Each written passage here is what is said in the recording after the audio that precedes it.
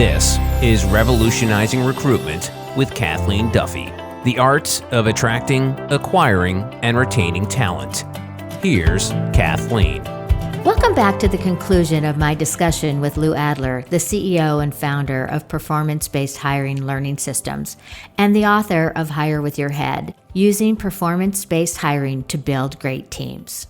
Lou, I want to get into your Diversity Hiring Without Compromise initiative and your focus on developing a color-blind hiring process. I think it's interesting because it ensures you get the best people hired regardless of race, religion, age, sexual preference, and physical challenge. Well, I think, let me go back, and I'm going to say it was 1990, but I'm not positive that's true. And I read this article about what's called a black curtain audition for the Vienna Philharmonic. The dates could be wrong, but I'm pretty sure it was the Vienna Philharmonic Orchestra. And at the point in time, and let's assume it was 1990, they only would offer these roles to men because everybody on the board or auditioning felt men were better musicians than women. But they decided to go to a black curtain audition where you couldn't see the musician playing. They just would play, and then so the people judging this person's performance couldn't see who it was. They could just hear the music. So they judged purely on the music itself. And at that time, it became 50-50. There was no difference in musical quality between woman and woman.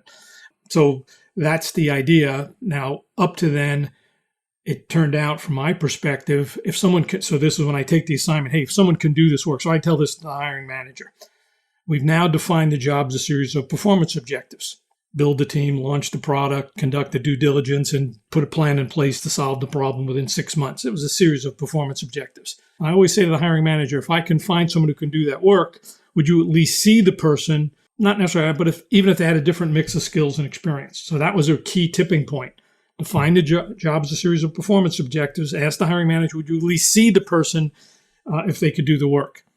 And as part of that, I always would submit, rather than just a resume, I'd say, we're presenting this candidate because he or she, whatever the person's name, had accomplished a task like this. And could you please review this task and that accomplishment either in a phone call or when you first meet the candidate as the beginning of it?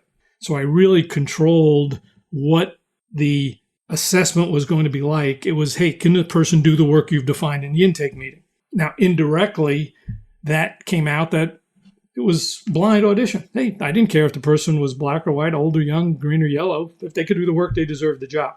So in 1990-ish, I was with a labor law firm that heard that. I can't remember, Fisher and Phillips. I think it was Fisher and Phillips, and I hadn't heard that name in 30 years.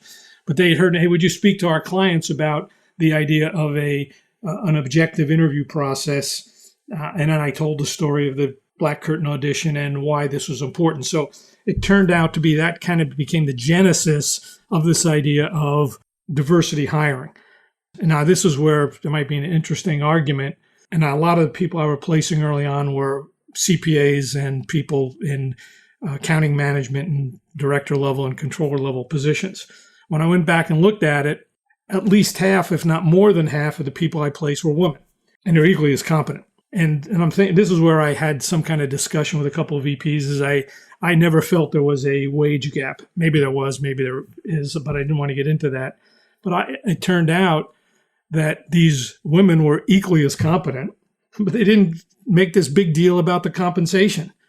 It was about, hey, this is a great job and I'm happy to take it. So, and when I was dealing with guys for the same roles, it was always a battle of I need 5 or 10% more. And I just said, oh, screw it. I didn't want to deal with them. It was easier to deal with women, and I'd make more, it was equally as good. They stayed 2 to 3 years. They got promoted. So as far as I was concerned, it was just easier. So that's probably, I've added some icing to the idea of diversity hiring, but the idea of a performance-based job description defining performance as a series of performance objectives is the deal breaker. That's the tipping point.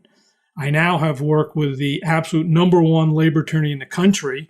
His name is David Goldstein. He's at Littler Mendelson. He's the chair of the OFCCP and the EEOC practice at Littler Mendelson, which is the number one labor attorney. If you go to performancebasedhiring.com, you can download a white paper that he's written that says defining work as a series of performance objectives is far better than defining work as a series of skills, experience, and competencies. In fact, he goes on to say that by looking at performance objectives, you open the talent pool to everybody who can do the work, irrespective of color, age, physical challenges, diversity, sexual preferences. So that was a long story, Kathleen, to your question, but that's the genesis of it, and it's still true today. If you define work as a series of performance objectives and have hiring managers meet people who can do that work, you've just automatically opened the pool to all types of candidates. And if as long as they can do the work, they're perfectly, you have the obligation to hire those people. But if you define work as a series of skills, experience, and competencies, you've add bias right away because diverse candidates don't meet that criteria to begin with. So even, and it's not necessarily the words you have in the intake meeting, it's the skills and the screening criteria you put in there that really creates a diverse or non-diverse population of candidates you're seeing. Well, and I think that also rings true as you when you're looking at defining performance objectives. It opens up your pool, right? Because not only do you have to recruit out of the company's competitors or in that specific industry, you can look at like industries. When they go on the skill set, they're not seen outside of the box, if you will. Absolutely true. But I want to give a story because this is an interesting one. It's also personality is a key judgment of people when they make bias. So I remember many, many years ago, it was a search project I had for a cost manager for a big medical device company. CFO was a bear. I had one candidate who was a bit soft-spoken. Everybody in the company loved the guy. Manufacturing people, director of accounting, plant, everybody in the financial department, other than the CFO. He had a 10-minute meeting and thought the guy was too soft to implement a big SAP implementation project and lead it. I had to call the CFO up, and he was adamant that my candidate wasn't any good until I told him that he implemented a similar cost project in an automotive industry using SAP, exactly the same cost system in a UAW plant. When I had the evidence, I say the fact that he was soft-spoken turned out to be an asset because he didn't aggravate the manufacturing people and he understood what they needed and he provided value to them. CFO interviewed the guy again the next day, dug into his accomplishments and realized he made a huge mistake in discounting the guy because he was soft. So I think the moral of that is you need evidence to validate the person is competent. You can't use emotions, particularly as a third-party recruiter. You can't out-yell a hiring manager, but you can out-fact that manager, and I think that's key. But you also have to teach managers to look for evidence of performance, not make judgments based on superficialities and skills and factors that don't predict performance. And most hiring managers are totally biased, so you have to control how that interview is conducted, and you have to use evidence as the key to drive the process forward. Yeah, I completely agree with you. So, Lou, I reached out to a few of my recruiters and I told them that I was going to be having this conversation with you, and several of them sent questions. So let me share with you some of the questions that they have for you. One of them was, we unanimously agree with your observation that top people are looking for growth, challenge, and learning opportunities rather than just short-term monetary gains. You mentioned a consultative recruiting approach to converting a job into a career move. I'd like to know a little bit more about that. Yeah, so I'm going to say 40 years ago, we came up with a question that we always ask candidates. And the question was, and these are generally passive candidates or people we found through referrals. They might have been semi-open, at least they're open to talk. But the question we asked was, would you be open to explore a situation if it were clearly superior to what you're doing today? And the idea is we sell the conversation, not the job. Let's just have a conversation. Now, frequently a candidate will come back to that, and we got like 90% yeses. We spent a week asking, we had like 30 different questions. What can we do to get a yes? That was the question. How do we get a yes? We also created emails. Is how do we get someone to talk to us to ask that question? But the question itself was, would you be open to explore a situation if it were clearly superior to what you're doing today? It's pretty hard to say no to that. It's impossible to say no to that if that person was referred to you, because you'd say something, hey, hi, Kathleen, I got your name from Georgia. Not that you were looking, just that you were someone exceptional and someone I should network with. But let me just ask you this question, Kathleen. would you be open to explore a situation clearly superior to what you're doing today? Candidate would typically say, particularly if it was a referral, 100% they talk to you and 100% chance they'd say yes. But frequently they would say, well, what's the money? So that was the first situation. Once they say that, we pretty much know they're interested. But the retort to that is, it really doesn't matter, Kathleen, what the compensation is if it's not a career move. Let's first see if it's a career move, and then we'll see if the compensation fits. If not, we'll just network. So it's a very low-key conversation, and it's really permission marketing. We just want to have a 10-minute conversation to see if this represents. If not, we'll network and stay in touch. But then sometimes candidates say, well, what do you define by a career move? And this is where I say, I've got to give you, and this is really the key point, because at the moment I talk to a candidate, I'm trying to convince them that the decision, if you're the candidate 2 or 3 or 4 weeks from now, the decision won't be about money, it'll be about career opportunity. So they say, well, what's a career opportunity?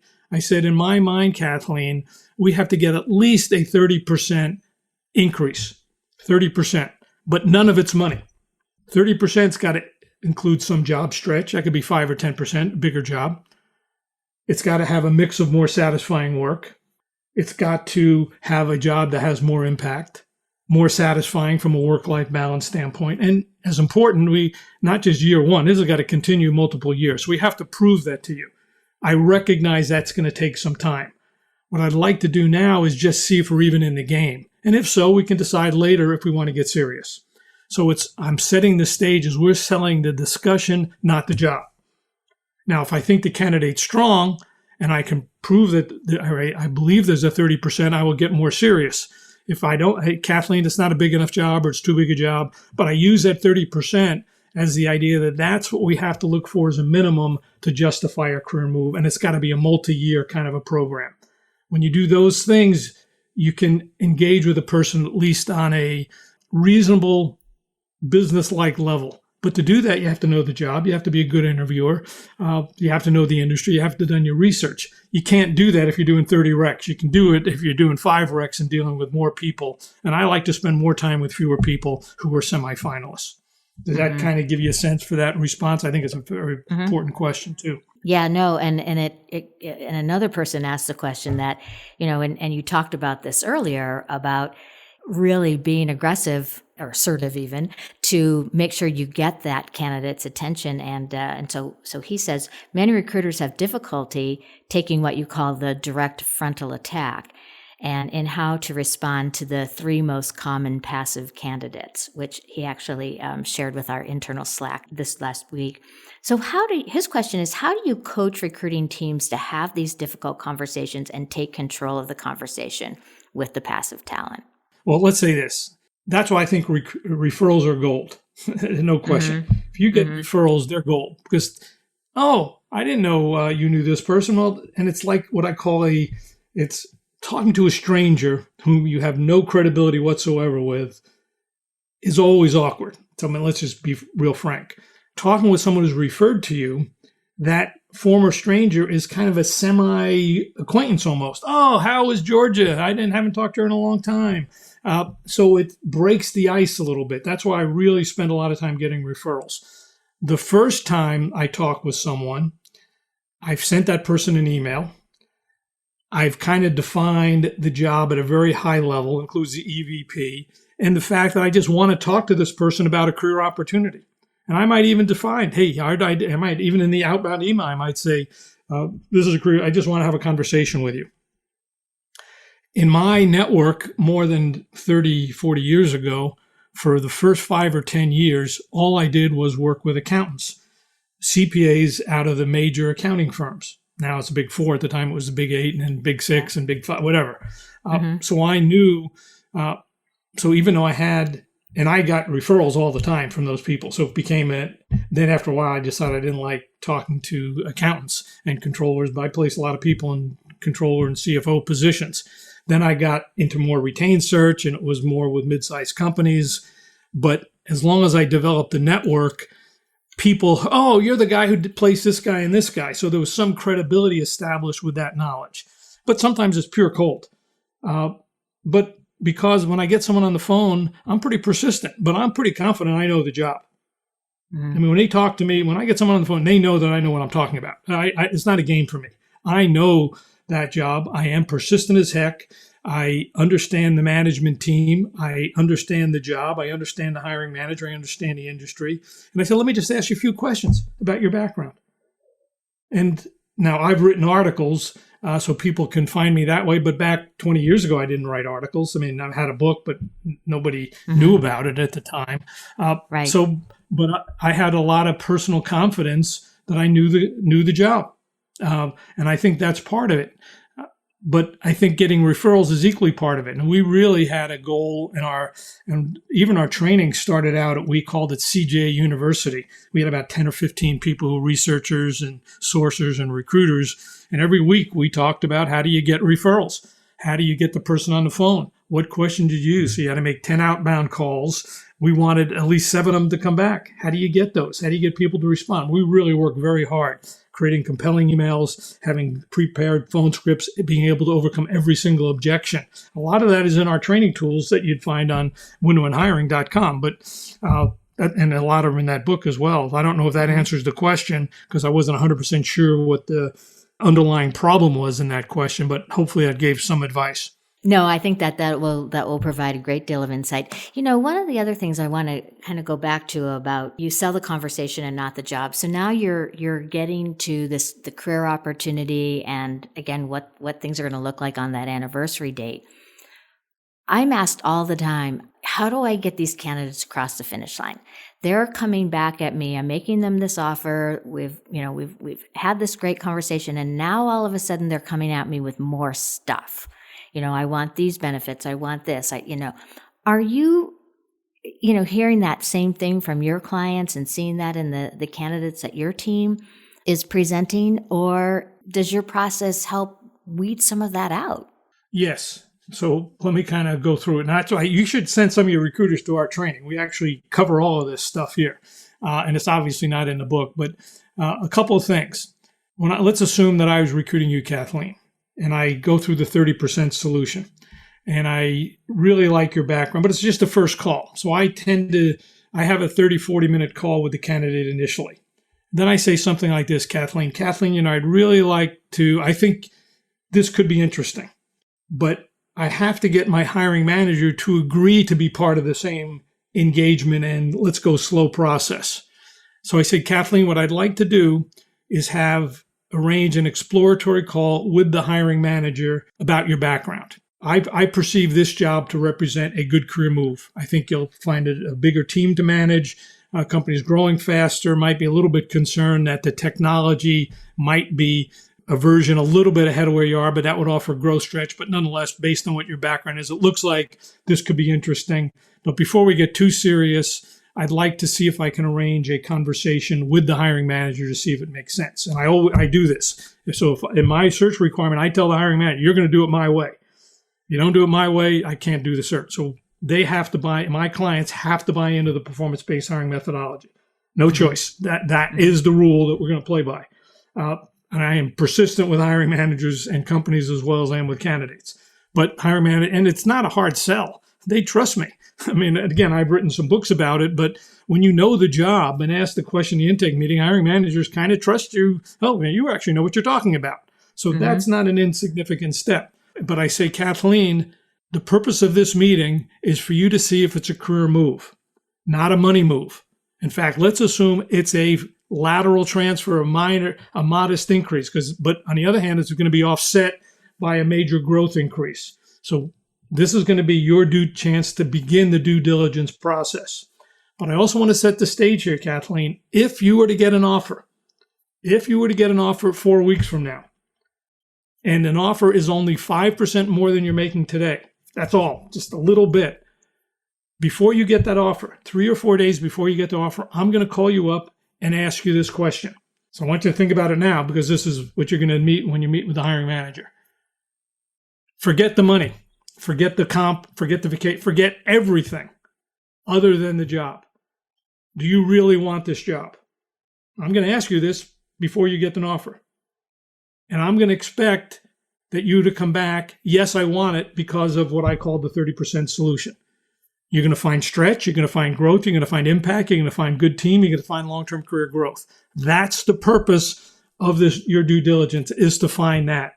If we don't have that, don't take the job no matter what the comp is, no matter what the benefit package. Just don't worry about it. Only worry about if this job is a good, true career move. That will enhance your background in the next 2 to 3 or 4 years. But if you focus too much in the short term on what you're getting on the start date, you'll miss the long-term opportunity. So I set the stage. This is before you've met the hiring manager. And I'm repeating this constantly through every interview. Now you got the full day interview, Kathleen. Tell me through, what do you know about this 30% solution? Tell me about this. What have you learned? What's missing? And then towards the end, I say, I want you to rank this job, Kathleen. This is like a week before an offer is being made. I want you to rank this job, Kathleen, on a scale of 0 to 10. A 10 meaning you'll take it no matter what. A 9, very interesting. And I say, rank it in comparison to everything else you're looking at. Everything. Even a counteroffer. How would you rank this job? And by this time, a week before an offer is made, 2 to 3 meetings with a company, if I don't get an 8, I'm in trouble. It's a done deal. It's not going to happen. But I then, it's an 8. It's probably right there in my short list of 2 things, including a counteroffer. I say, Kathleen, what would it take to be a 9? And a 9 is as good as it gets. And then I listen to what you say. And I'm saying, are you really, Kathleen, you valued what you get on the start date more than where you're going. So I then know what my competition is and how this candidate is making that decision. Are they focusing on the career opportunity or what they get on the start date or the short-term stuff? And then I reposition it. Kathleen, this is what's important to your life. That's what most of the book is about. That's what our training is about, is setting the stage to ensure that the focus is on where this person's going, what the job can be. You will never have enough money. There'll always be something. There'll be too much...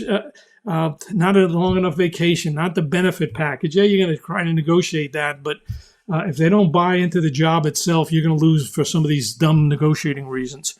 Not to say that you win all the time, but I rarely lose when I'm focusing on the career growth. And if it's not a good career move, I back off. I mean, I can't create something that doesn't exist, or I'll go back to the company and make it a bigger job. So, no, I agree, and I think it's important that hiring leaders too, and that they remember you have to ask these questions more than once. Oh, yeah. I mean, it's interesting because I had this board meeting last week, which I didn't know. I knew the investment group, 6 members of the board. I had the guy with private equity group. They got about 35% of the company. One of the other groups has 45% of the company, but it's kind of a hands-off people who run the company. And I'm kind of guiding them through. I never thought about defining the job this way. Oh, thank you. Can you interview the candidates for us? I mean, really, when you understand the job at that level of what does this person need to do to be successful, your role as a recruiter changes. You have so much more, I don't want to say control, but influence on who is seen, who is hired, and how you negotiate the close. But if you're just a typical recruiter taking a typical job description, you're just competing on superficialities and you set yourself up. So now again, I wrote a book and that's credible, and I tell people, and I'm pretty forceful. I'm from New York and I've lost search assignments because I'm forceful, but I believe it to be true. And I was probably the first contingency firm in the world to give a 1-year guarantee.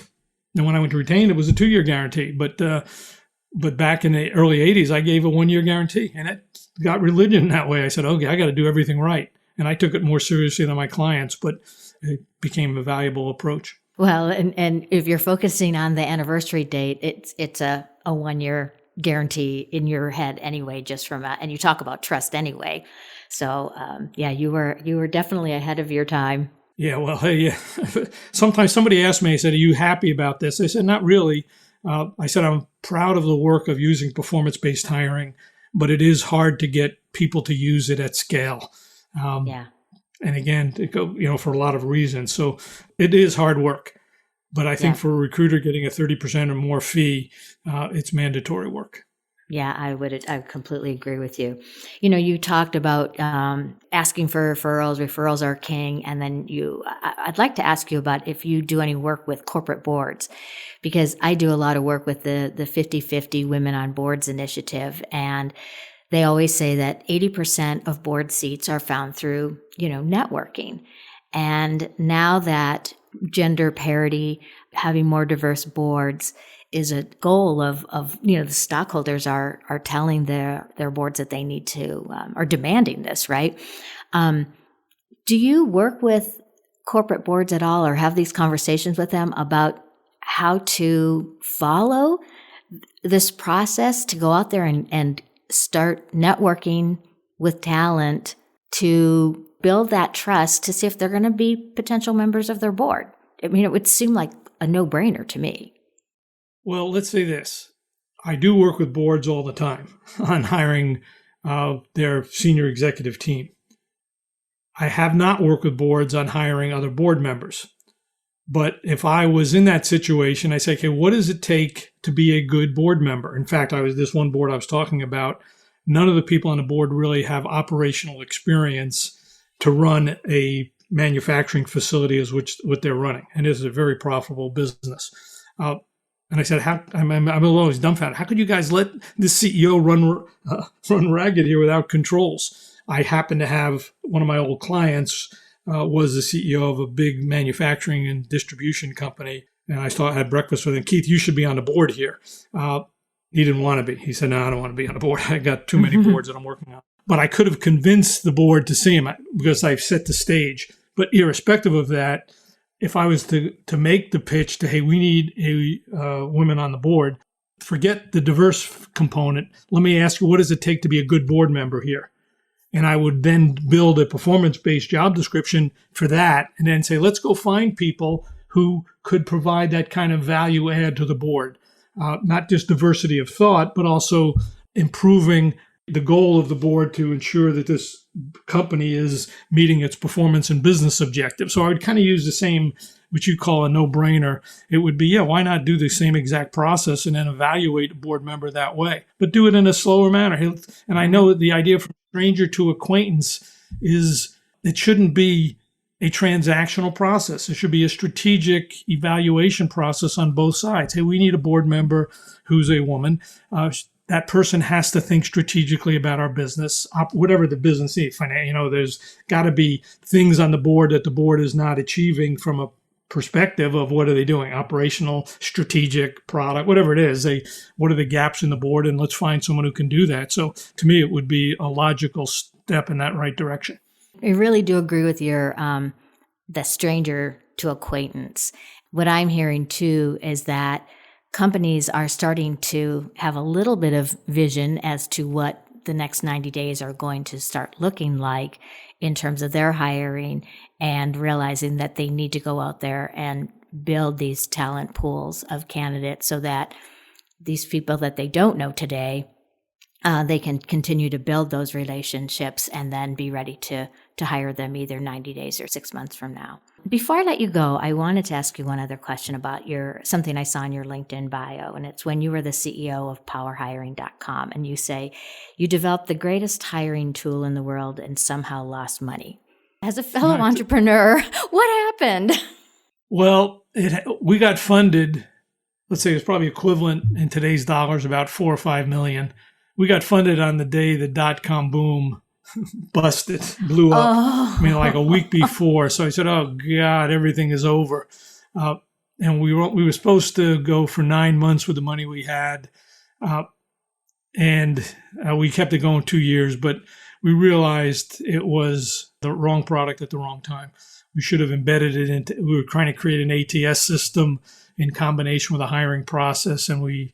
So that was what went wrong. It was just, we got hung up in the .com business. That's why I stopped becoming a full-time recruiter. I said, okay, I'm going to try to pull this off. And then I still did recruiting for another 10 years after that, but my heart wasn't in it. I was still trying to say, hey, let's create a training company that can implement this performance-based hiring. So that's why I told this woman the other, she said, boy, you're really successful. I said, well, I think performance-based hiring is a valid process and it still works every time we use it, but we haven't really been able to automate it the way it could have been. For a variety of reasons. So, and it really was the catalyst that set us off in the wrong direction. Well, there's still time, Lou. Still time. No, I don't think so. I got other things on the agenda.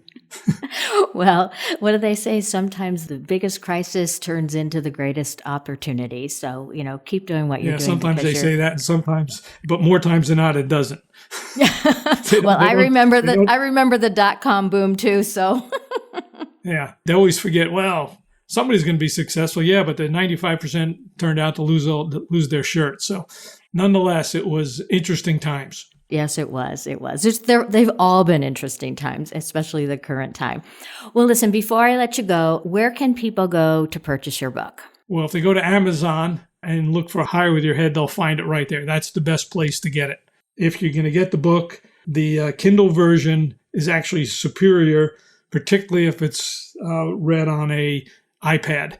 Because number one, the images are in color. You can keep notes. It's really a pretty powerful experience to get a textbook-like book on an iPad, because it really is offers a lot more than just a printed book. You can keep your yellow stickies and all your notes there and refer to it back and forth. And it keeps the hot link. There's probably 100 hot links in the book that go back to web pages and references. So it's pretty cool. And you can also download all the tools. And we have a place where you can download the tools. So that's how I would do it. And then join our book club at higherwithyourhead.com. Yeah, the book looks great. And to learn more about the training, where should they go to that? Well, I think if you go to higherwithyourhead.com, you'd find the training opportunity. And also we have a series of online courses at winwinhiring.com. So that would get you some good insight. So Higher With Your Head on Amazon, go to higherwithyourhead.com to get a lot of the resources and join the book club, and Win-Win Hiring to get a series of self-paced classes as well as our live classes. Well, thank you, Lou. It certainly doesn't sound like you're slowing down. I'm trying to. Well, I've enjoyed our conversation today. And again, I encourage everyone to check out his new book, and it's outstanding. I recommend it highly. Great. Thank you very much, Kathleen. And thank you for inviting me to your podcast today. Oh, you're so welcome, Lou. His name is Lou Adler, the CEO and founder of Performance-Based Hiring Learning Systems. And that's it for this episode of Revolutionizing Recruitment. I hope you enjoyed the show.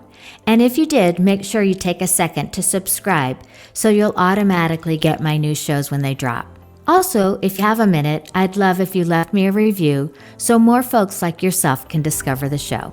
Until next time, take care. This has been Revolutionizing Recruitment with Kathleen Duffy. To connect with Kathleen or to learn more about recruitment research, go to duffygroup.com.